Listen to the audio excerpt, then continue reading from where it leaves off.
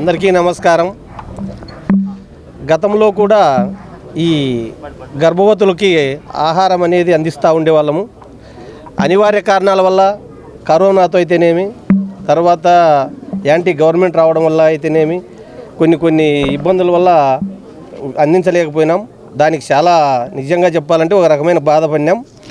కానీ ఎమ్మెల్యే గారి చొరవతో ఆసుపత్రి కమిటీ ద్వారా ఖచ్చితంగా మీరు 9వ తారీఖు నుంచి అన్నం పెట్టండి అంటే నిజంగా చాలా ఆనందంగా చాలా హ్యాపీగా ఫీల్ అయ్యాం.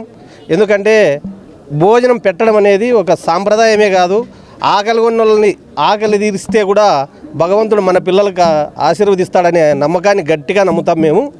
కాబట్టి ఖచ్చితంగా ప్రతి నెల కమిటీ వాళ్ళైతేనేమి, భవిష్యత్తులో ఎవరైనా కూడా మీరు పెట్టకూడదు అనే వరకు కూడా మేమున్నంత వరకు ఈ కార్యక్రమాన్ని కొనసాగించడానికి కృతనిశ్చయితో ఉన్నాం.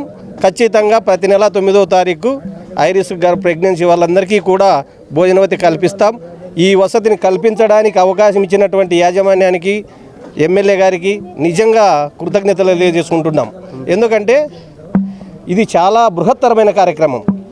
చాలా జనం ఉన్నారు, పెట్టాలని తపన ఉంటుంది, కానీ సమకూర్చుకోలేక ఇబ్బంది పడుతుంటారు.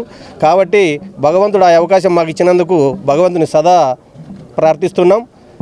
భవిష్యత్తులో కూడా ఇప్పుడు కూడా చెప్తున్నాం, మా ఆధ్వర్యంలో ఖచ్చితంగా అధికారుల నిర్ణయాన్ని వమ్ము చేయకుండా వారి ఆశల్ని కానీ ఎట్లంటే వాళ్ళకి క్వాలిటీ ఫుడ్ అయితేనేమి ఎక్కడే కానీ కాంప్రమైజ్ కాకుండా ఈ అవకాశం కొంతకాలం కల్పించాలని అధికారులని, ఎమ్మెల్యే గారిని, ప్రజాప్రతినిధులందరినీ కోరుకుంటూ ఈ అవకాశం కల్పించినందుకు మరొక్కసారి ధన్యవాదాలు తెలియజేసుకుంటూ సెలవు తీసుకుంటాం. మాకు ఈ అవకాశం కల్పించిన మా గవర్నమెంట్ హాస్పిటల్లో గర్భిణీ స్త్రీలకు భోజన కార్యక్రమము చేయండి అని మా ఎమ్మెల్యే గారు, సింగనమల నియోజకవర్గం ఎమ్మెల్యే బండారు శ్రావణశ్రీ గారు మాకు చెప్పడము మాకు చాలా సంతోషంగా ఉంది.